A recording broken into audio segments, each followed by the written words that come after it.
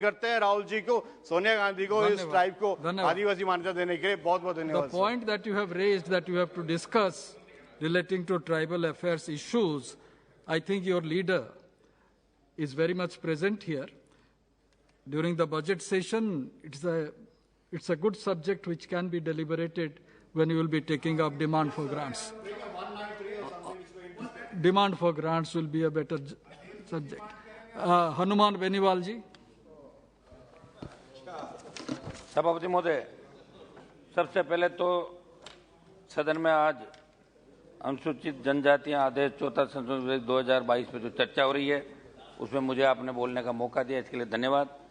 ये बेटा कुर्बा कर्नाटक के अंदर जिसको अनुसूचित जनजाति की सूची में लेने का बिल है, और सभापति महोदय ये खुशी की बात है कि लगातार ये तीसरा ट्राइबल का बिल है जिसमें अलग अलग राज्य के बिल आए, और उसमें मेरे से पूर्व कई विद्वान सांसदों ने अपनी बात भी रखी। निश्चित रूप से आज देश के अंदर ट्राइबल, एससी, एसटी, ओबीसी को जो अधिकार दिए हैं और ट्राइबल को विशेष रूप से सबसे जिन परिस्थितियों के अंदर ट्राइबल चाहे आदिवासी वनवासी की बात दोनों तरफ से उठी और इनके अधिकारों की बात भी उठी। समझ आज दुर्भाग्य इस बात का है कि आज़ादी के 75वें वर्ष जो अपना महोत्सव मना रहे हैं, आज़ादी का 75वां अमृत महोत्सव मना रहे हैं, लेकिन आज भी कई जो ट्राइबल की नौकरियां हैं वो खाली है केंद्र की सेवाओं के अंदर। स्टेट जो हमारे राजस्थान से जहाँ से हम आते हैं, दुर्भाग्य इस बात का बड़ी आदिवासियों की संख्या है, बड़े इलाके हैं,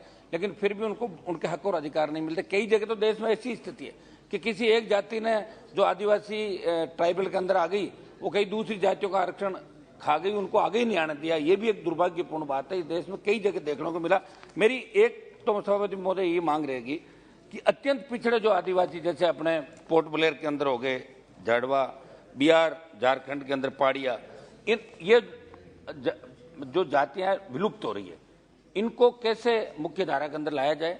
तो 100% आरक्षण इन जातियों को, जो ये लोग हैं जिनको देखने के लिए वर्ल्ड से लोग बाग आते हैं, उनकी जो प्रकृति के प्रति प्रेम है और एक तरीके से जो उनका रहन सहन और जो वहाँ का सिस्टम देखने के लोग जाते हैं, संस्कृति और जाड़वा के लिए जिस तरह की बात है, हर व्यक्ति चाहता कि एक बार पोर्ट ब्लेयर जाए और इन जातियों को देखे, लेकिन दुर्भाग्य धीरे धीरे जातियां विलुप्त होती, इनको बचाया कैसे जा सके। एक तो एजुकेशन इनका पूरा कंप्लीट फ्री कर रही है सही सरकार है वहाँ पे, लेकिन और ज्यादा ध्यान देने की आवश्यकता है और 100% इन जातियों को आरक्षण मिले। और ये डीलिमिटेशन जो झारखंड में नहीं हुआ उसका सबसे बड़ा कारण ये भी था कि आदिवासी वहां पे उनकी कम होती जा रही थी, इसलिए झारखंड में डीलिमिटेशन नहीं हुआ था। सौद महोदय, 1913 के अंदर राजस्थान में मानगढ़, जिसकी मैंने पहले भी जिक्र किया था कि मानगढ़ के अंदर 1700 से ज्यादा आदिवासी भाइयों ने कई क्रांतिकारी वहां पे हुए और उन्होंने अंग्रेजों से लड़ाई लड़ते हुए एक सभा कर रहे थे और उसमें जलियांवाला बाग से बड़ी घटना थी।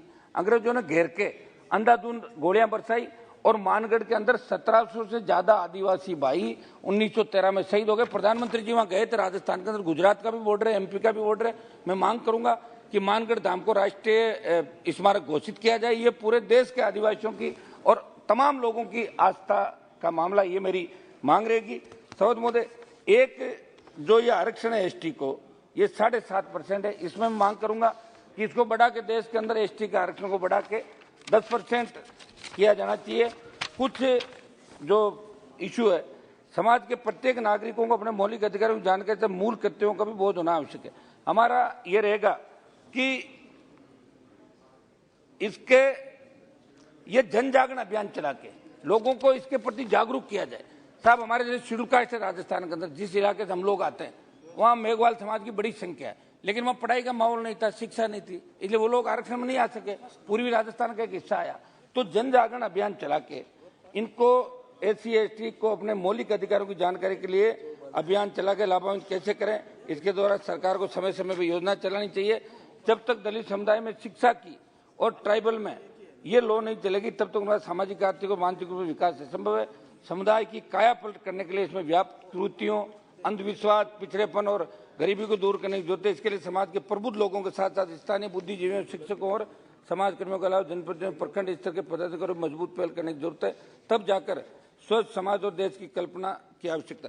सबूत राजस्थान का एक किस्सा बताता हूँ मेरा। धन्यवाद फिर मैं मेरी बेनीवाल जी, मैं धन्यवाद। बात समाप्त करूँ, एक मिनट सभापति महोदय। धन्यवाद। सभापति महोदय 1 सेकंड। 5 मिनट हो गया आपका। नहीं, मैं तो आधा मिनट लूंगा सर। हो गया। आधा मिनट सबको ही दिया आपने, 1 मिनट लास्ट आधा मिनट। ये अभी राजस्थान के अंदर एक किस्सा हुआ साहब, कार्तिक भील जो ट्राइबल से आता है उसकी हत्या की, और ये भारत जोड़ो यात्रा इनके नेता वहां अधीर रंजन जी के नेता, एक मिनट रुको, बात सुन लेना पूरी, आप पहले ही खड़े हो जाओगे। पूरे राजस्थान में यात्रा चल रही थी, वो डेड बॉडी लेके कार्तिक भील का परिवार 15 दिन डेड बॉडी लेके बैठा रहा, सिर्फ कभी राहुल गांधी जी मिला दो, सीएम से मिला दो, नहीं मिलने दिया, और कांग्रेस के नेताओं के इशारे पे सारे मुलजिमों को निकाल दिया। जब आजादी के 75 साल बाद ये आदिवासियों की ये स्थिति है, और आप बात कर रहे हो, मेरी बात सुनो, आदिवासियों के हितों के संरक्षण की, तो कार्तिक भील के परिवार को न्याय मिले, ये मैं मांग करता हूं देश जुएल ओराम जी। और मैं बिल का 1 मिनट साहब समर्थन तो करने दें। आपने समर्थन दे दिया, हो गया। Deleted sir please. State subject रहेगा नहीं रिकॉर्ड में। यस, आपको धन्यवाद देता हूं कि आपने मेरे को बोलने के लिए बुलाया। मैं भारत सरकार का पहला जनजाति मंत्री होने के नाते और 2 बार इस मिनिस्ट्री को मैंने हैंडल किया है।